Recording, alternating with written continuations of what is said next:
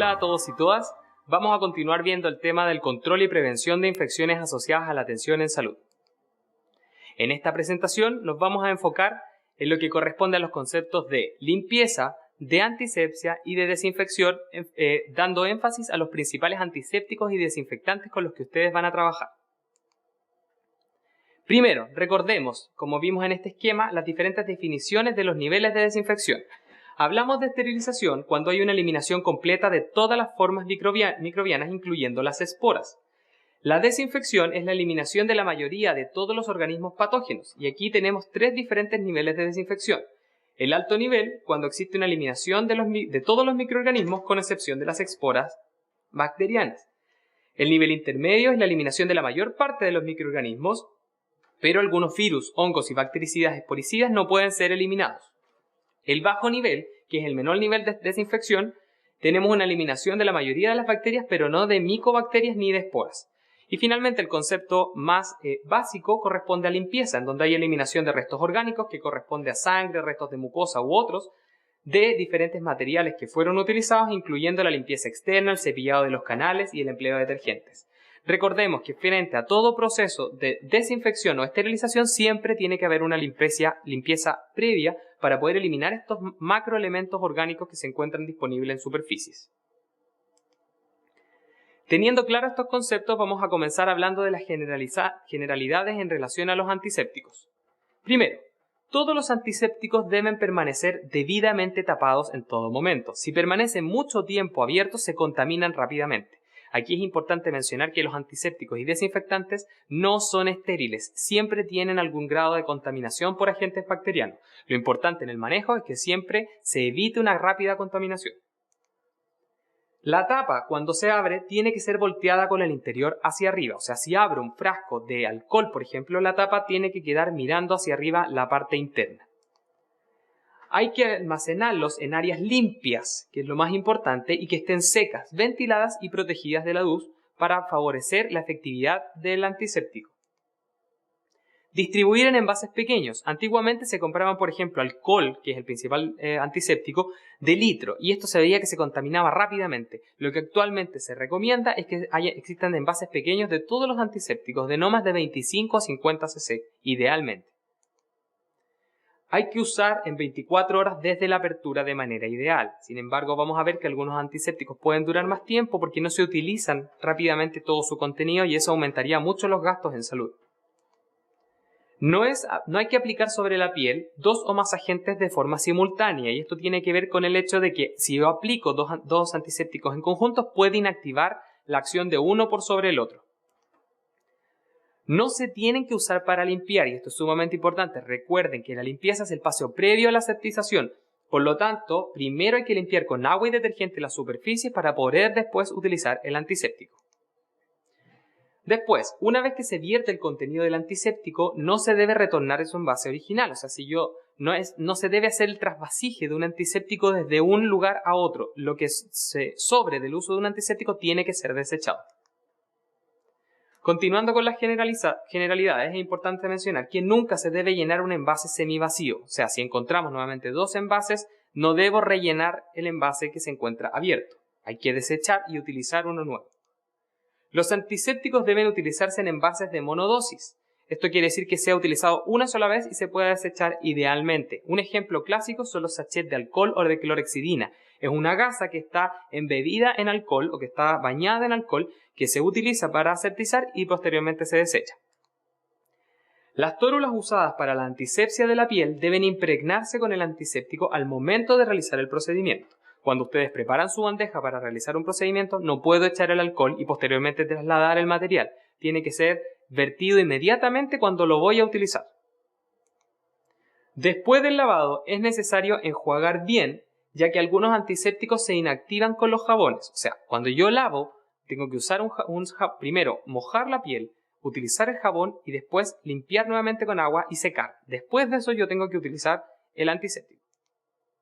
Finalmente, la penetración del antiséptico es bloqueada por la presencia de polvo, esputo, comida, grasa y sangre en la mayoría de los casos. Por eso es importante que la limpieza se realice previamente a la aseptización.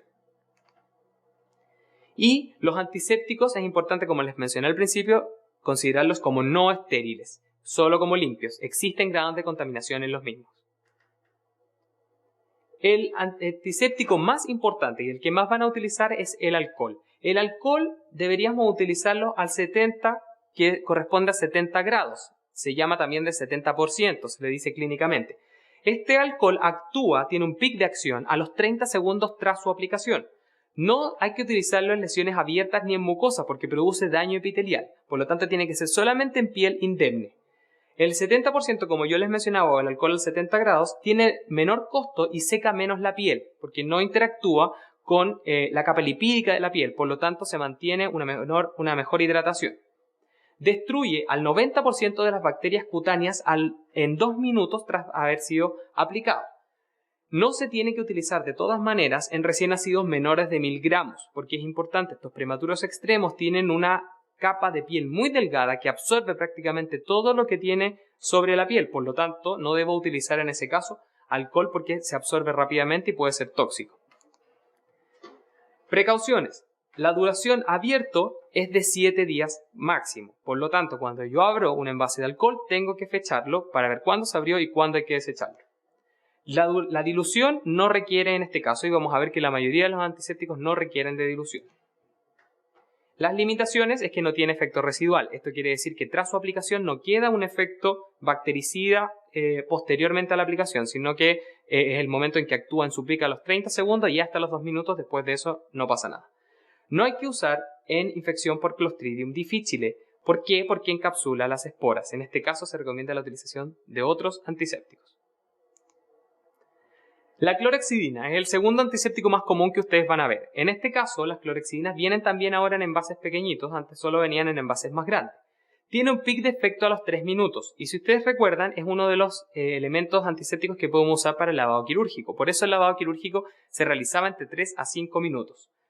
Tiene una mínima inactivación con materia orgánica, sin embargo se recomienda siempre la limpieza de la zona previo al uso. El antiséptico es el antiséptico de mayor efecto residual, dura de 5 o 6 horas tras su aplicación, por eso se utiliza mucho en cirugías. Tiene una baja toxicidad y un alto costo, lamentablemente. La clorhexidina no debe mezclarse con otros antisépticos ya que puede precipitarse y eso hace que se concentre en zonas y pierda efectividad antimicrobiana o antiséptica. Es de alto uso en los recién nacidos porque no es tóxico. De hecho, se está prefiriendo el uso de la clorhexidina por sobre el uso del alcohol. Precauciones. Puede provocar daños serios y problemas en los ojos si la aplicación ocurre en esta zona. Y la duración máxima tras la apertura es de 30 días. O sea, es mucho más que el alcohol. No requiere dilución. La povidona yodada es un antiséptico que se sigue utilizando mucho, sin embargo se ha visto que genera muchos casos de reacciones alérgicas, por lo tanto está en desuso. Elimina el 85% de los microorganismos presentes, posee una alta capacidad de dispersión y de penetración, por lo cual puede generar toxicidad sistémica y esto es la importancia de su desuso. Jamás se debe utilizar en recién nacidos o en quemados o alérgicos al yodo porque tiene una alta toxicidad. Y se debe proteger de la luz, del calor y de la humedad porque si no pierde efectividad. Las precauciones principales es que se excreta en la leche y se difunde a través de la placenta, por lo tanto tiene que ir en desuso en relación a la utilización, por ejemplo, en cesáreas o en puérperas. La duración máxima desde la apertura es de 30 días, al igual que la clorhexidina. No debe diluirse, al igual que la mayoría de los antisépticos. Vamos a ver ahora las generalidades de los desinfectantes. En este caso, es importante mencionar que la absorción del desinfectante es bloqueada por la presencia de polvo, esputo, comida, grasa y sangre. Por lo tanto, tiene que realizarse, al igual que los antisépticos, una limpieza de la superficie antes del uso. Recordemos que los antisépticos se utilizan en superficies orgánicas y los desinfectantes en superficies inorgánicas. La dilución de estos productos deben prepararse como máximo cada 24 horas. El operador que realiza la dilución debe protegerse utilizando elementos de precaución estándar, como guantes, mascarillas, pecheras o delantales. Los envases utilizados para la preparación de desinfectantes deben estar previamente limpios y secos porque se inactiva finalmente el desinfectante con estos elementos.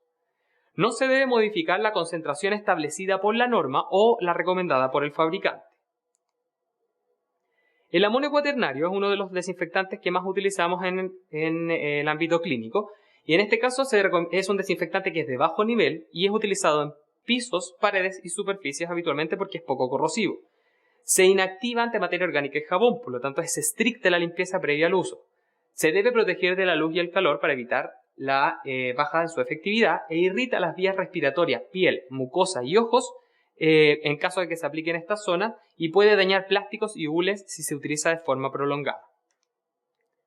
El hipoclorito de sodio, es el que ustedes más van a ver y el que más conocen, que es el llamado cloro. El hipoclorito de sodio es un desinfectante de alto nivel. Se almacena o se debe almacenar en envases que no sean transparentes y que se encuentren tapados. Se tiene que agregar cloro al agua para poder diluirlo y no viceversa, no el agua al cloro, ya que se produce un error en la dilución correspondiente. Para su preparación se deben utilizar sí o sí guantes y mascarillas al menos. La preparación de la solución ideal recomendada clínicamente es del hipoclorito o del cloro al 0,1%. Hay otras también presentes.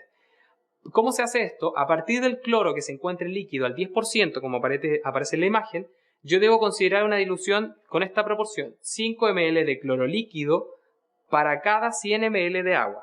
Entonces vamos a tener que hacer un cálculo de cuánta es la superficie que necesitamos desinfectar en las unidades para hacer la transformación en relación a esta fórmula. Y aquí, por ejemplo, aparece una determinación que es de 50 ml de cloro por cada 1 litro de agua.